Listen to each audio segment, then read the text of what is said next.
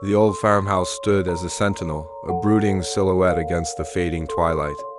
It was a place whispered about in hushed tones, a relic of a forgotten era, and to the four friends it was an irresistible lure of mystery.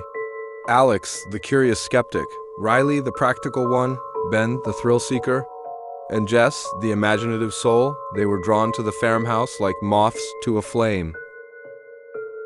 They'd heard the rumors, strange occurrences, unexplained noises, and the eerie feeling of being watched. But to them, it was all part of the allure. Armed with flashlights, cameras, and a healthy dose of teenage bravado, they ventured into the heart of darkness.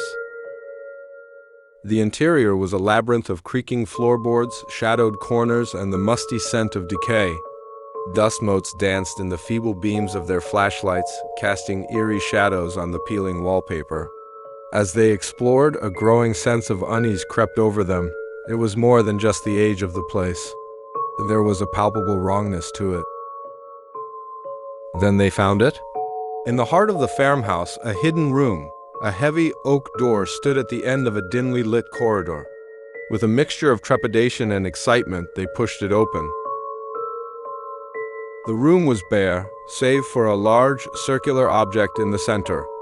It was smooth, almost organic, and pulsated with a faint, rhythmic glow. As they drew closer, an acrid smell filled the air, a mix of decay and something primal. "What the hell is that?" Ben whispered, his voice trembling slightly. They circled the object, their flashlights dancing across its surface. There were strange, almost hieroglyphic markings etched into its side, and as they examined it more closely, they noticed tiny, pulsating nodules. "It's like a giant egg," Jess said, her voice barely audible. Suddenly, one of the nodules ruptured, and a viscous, red liquid oozed out. It spread rapidly across the floor, forming a widening pool. A low, guttural sound echoed through the room, a sound that seemed to come from deep within the object. Panic set in. They turned to flee, but the door slammed shut behind them.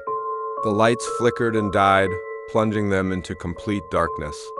The guttural sound grew louder, more insistent. Something was moving in the darkness, something large and heavy. They could hear its ragged breathing, the wet sound of its movements. A cold dread seized them as it drew closer. Then a blinding flash of light. The room was illuminated, revealing a horrifying sight. A grotesque creature, a grotesque amalgamation of human and animal, stood before them.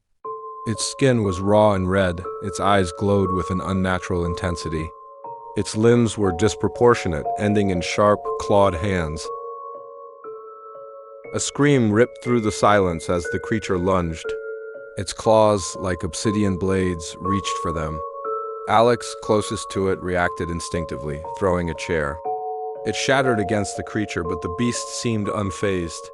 Riley screamed, her voice a shrill cry in the confined space. Ben, his eyes wide with terror, fumbled for his phone, hoping to call for help. Jess, paralyzed by fear, could only watch as the creature closed in on them. She looked around for a weapon, anything to defend herself. Her eyes fell on a fireplace poker. It was heavy and blunt, but it was all she had. With trembling hands, she gripped the poker, her heart pounding in her ears. The creature turned its attention to her. Its eyes, glowing with a predatory hunger, locked onto hers. She took a deep breath, trying to steady her shaking hands. This was it. This was the end. As the creature lunged, she swung the poker with all her might. It connected with its head, sending it reeling back. For a moment, the creature seemed stunned. Jess, seizing the opportunity, struck again and again, her blows growing stronger with each hit. The creature roared in pain, its movements becoming slower, more labored. Finally, with one last, desperate lunge, it collapsed to the floor, its body twitching violently. Then silence. Exhausted and terrified, Jess slumped to the ground. She was alive. They were alive. But the horror was far from over. They had survived one creature, but what about the others? How many more were there? And what would happen when they escaped the farmhouse? As dawn approached, casting its first rays of light into the ruined room, they realized they were trapped. The door was still jammed, and the windows were boarded up. They were prisoners in their own nightmare. And as they huddled together, trying to ignore the growing sense of dread, they heard a faint scratching sound coming from beneath the floorboards, a sound that sent a shiver of terror down their spines. The scratching grew louder, more insistent. It was a sound that clawed at their sanity, a relentless reminder of the horrors that lurked beneath. Their eyes darted around the room, searching for any sign of escape, any glimmer of hope. There was none. Jess, her hands still trembling from the encounter, gripped the poker tighter. Alex, his body racked with pain, tried to stem the bleeding from his wounds.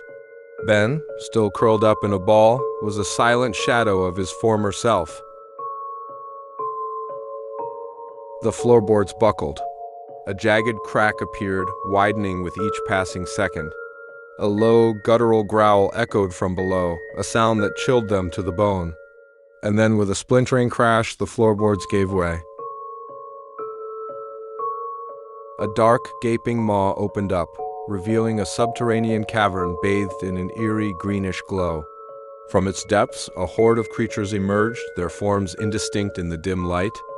They were smaller than the one they had faced, but their numbers were overwhelming. A wave of nausea washed over them as they realized the full extent of their predicament. They were trapped in a living nightmare, surrounded by creatures from beyond their wildest fears. Their courage, forged in the crucible of terror, began to falter. As the creatures closed in, their claws extended like razor-sharp talons. The friends huddled together, their fear a palpable force in the room. They knew their fate was sealed. There was no escape, no hope. Only the cold, dark embrace of death awaited them. In that final moment, as the creatures swarmed over them, a strange calm washed over Jess. It was as if she was detached from her body, watching the horror unfold from a distant perspective. She thought of her friends, of their families, of the lives they had left behind. And then, as darkness claimed her, she thought of the farmhouse, a place of mystery and terror that had become their tomb. As the last vestiges of consciousness faded, a single thought lingered in her mind. Perhaps in the end, the farmhouse had claimed another victim.